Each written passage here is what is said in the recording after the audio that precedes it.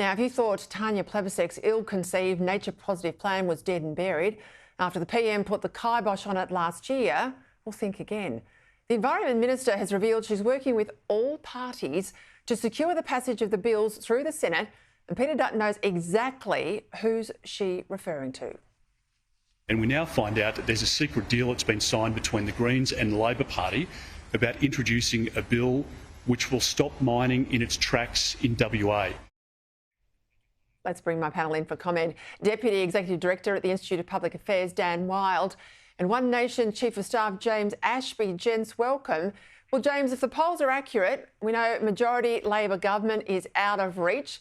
So are we seeing here the first steps exposed by Tanya Plibersek of a secret deal between Labor and the Greens for some sort of power-sharing arrangement? Well, it shows that, but it also shows disunity within the Labor Party, and it's unclear right now who is governing this country. Is it Tanya Plibersek or is it Anthony Albanese? It's not just going to take the Greens to get this bill across the line. We have to look further afield, particularly in the Senate. Is it going to be Jackie Lambie? Is it going to be Lydia Thorpe? Is it going to be David Pocock? Just two of those will help get that legislation across the line. But it also indicates to me that unless this legislation is passed in Labor's eyes, if they do form a minority government in the lower house, there's no guarantee they'll get it up in the next term of Parliament. The only thing that Australians can hope is that this legislation doesn't get up. Not only does it impact upon those people within the mining sector, but it impacts upon those within commercial fishing, because the intent here is to lock up 30% of the land, 30% of the oceans, and then overlay the cultural heritage Act that Western Australia had to put up with for some months when it was passed there. It was later kicked out of Western Australia because they could see the destruction it was doing to everything from mining to agriculture. And here we have a Labor government hell-bent on implementing those things nationally. It is chaotic, it's destructive, and Labor will really destroy our economy if this bill goes through. Let's go to the big promises the government made at the last election to cut power bills. Figures released today by the Australian Energy Market Operator, AEMO, show the cost of generating electricity in the final months of 2024 jumped some 83% year on year. The Australian energy regulators put the figure as high as 134% in some regions, driven by high demand and a shortage of coal-fired power. Dan, you know, they like to demonise coal when it's missing from the system. Our power bills skyrocket. Now, I've been working with your mob, the IPA. We've been on the road. We've talked to farmers. We've talked to regional communities. When are we going to wake up and change course here before it's too late? Well, I don't know, Peter. I mean, how many times do we have to say this? If you take coal out of the system and if you take baseload power out of the system, prices are going to go up. I mean, we saw that with Hazelwood when that was decommissioned. Prices went up by approximately 70%. We're seeing it now again when, you know, coal comes out of the system, prices go up. You need baseload power that can operate, you know, 24/7, 365, rain, hail or shine. You simply cannot power a modern economy and society like Australia's on weather-dependent, intermittent energy supplies. As you mentioned, you've been out there on the front lines in farming communities, not just talking about the price impact, but, you know, the impact on their lives and the impact on our farmland. And, you know, what's going to happen when we take all this farmland offline and put, you know, wind turbines and solar panels on there? It's going to jack up prices for agricultural goods. Our exports will go down, not to mention the impact on the way of life in regional communities and the division that is causing. So, you know, this is what Australia will look like if we keep going down the net zero path. High prices, blackouts and farmland being destroyed. You know, we need to do a U-turn and we need to do it very quick, but that ain't going to happen under this government. Well, not yet. We've been talking, obviously, when I've been out in the bush about the fire risk in regional Australia, but have a look at Melbourne this morning. This is a plume of smoke coming from a factory in Cheltenham. Now, this is a factory that produces solar panels and batteries. It caught alight, 40 fire trucks in attendance, over 100 firefighters on just this one factory fire alone. James, an expert recently told us here on Sky News these batteries are causing more than 10,000 fires in Australia per year. This is what the government doesn't want us to talk about.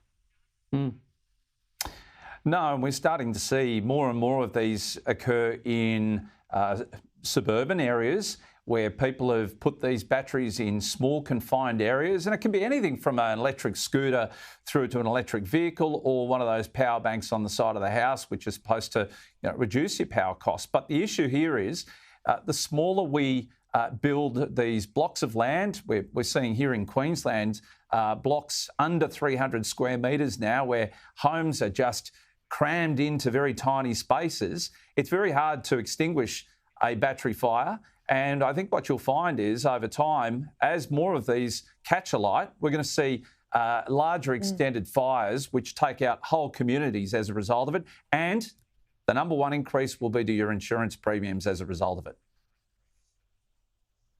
Got to help me here, Dan. Explain this one. New South Wales Treasury says now if there's a public sector project, we're talking about a road, we're talking about a bridge, there's now a gender impact assessment that must happen first, if it's over $10 million, that must happen first before it goes to Cabinet, before a decision about whether or not they're going to build it. Now, this is insanity.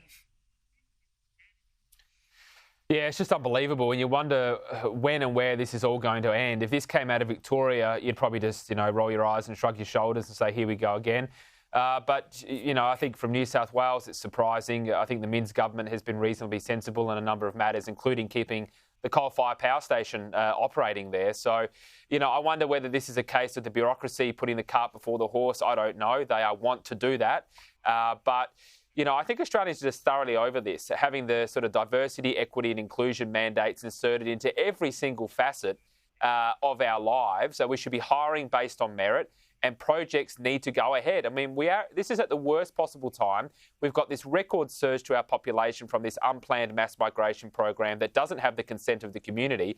And now here is yet another piece of red tape, another roadblock to building the infrastructure that Australians desperately need. I don't understand. No one has been able to explain how building a road or building a bridge or building a tunnel could possibly impact men or women differently. Everybody wants to get to work. Everyone wants to pick up their kids from school. Everyone wants to get to the doctors on time. What on earth are they talking about? And why hasn't the Treasurer, the New South Wales Treasurer, pulled their heads in and said, we're not doing this in New South Wales? Yeah, and follow the money train, right? This is a delay to all these projects, and who's going to be paid a couple of $1 million to do these gender assessments? I mean, it's just outrageous. Last night, James, we talked about the Queensland decision to put on pause puberty blockers for those under 19, or I think it might be 18 years of age. This is after a Cairns clinic went rogue. The whistleblower's reported today to say she raised a lot of concerns with the previous government. Nothing was done. The new Minister, Tim Mickles, has identified a whole lot of problems, inconsistencies in documentation, a lot of legal concerns around the lack of parental consent. We know now too, released last night, a high-profile letter, politicians, former prime ministers, medical experts, to the federal government demanding a federal inquiry into all of this. We saw in the UK with the CAS review exactly why it's needed. It's all been halted over there. Surely we shouldn't be afraid to hear from the experts. No, this is exactly it. Travis Stock is an example of one of those centres over in the UK which has learnt the hard way, and we are learning from, well, we haven't learnt from their mistakes. That's the biggest issue.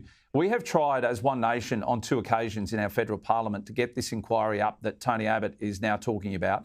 The one that he signed is exactly the same as what we have tried to get up an inquiry in our Senate. On 2 occasions now, both the Labor and a good proportion of Liberal Party members in the Senate have voted against this inquiry. So good luck to Tony. If he can twist the arms of his former colleagues to support this, well done. But I just do not see the Liberal Party coming on board. It's the likes of the Jane Humes and the Dean Smiths, both senators, both in one in WA, one in Victoria, both very prominent individuals in our Senate, that for some reason are holding the Liberal Party back from supporting One Nation on this inquiry. It's about time they shift their mood because, as we've seen in America, this has been well received, and not just in the States, but also in other Western developed nations that have made some catastrophic decisions to allow kids under the age of 18 to mutilate their bodies and allow adults to permit them to do it. It's tragic when you talk to the parents that have stood by their kids and sort of thought that this was the only path forward. They are very regretful, not only the kids, but the parents as well. There needs to be an inquiry. Well, and no Liberal should be scared of finding out the facts. No Liberal should be scared of listening to experts. Let's leave it there. Just do a quick one, Dan. Stephen Jones, he's leaving. We've got Bill Shorten now, Linda Burney, Brendan O'Connor. I get on the opposition side, people will move. You know, they get into opposition from government and they're not sure whether they can do another stint. But these guys have waited 10 years to get back into power. They're in power and these blokes are all wanting to leave after basically a turn. What does that tell you about the government's chances at the next election? Well, it shows that they're jumping ship. I think it's a pretty negative assessment, you'd have to say, and actions always speak louder than words. And, you know, if you're staring down the barrel of, potentially being turfed out after one term or at best a minority government when you're going to have one arm tied behind your back like they did from, 2010 to 2013, I don't think it's surprising. And I actually suspect that we'll see a number more come out over the next few weeks, Peter. Yeah, I think you're right. Other than Linda Burney, and I think I'm right here, other than Linda Burney, almost every single one of them lived the last hung parliament. I suspect they want nothing to do with that again. Gents, thank you.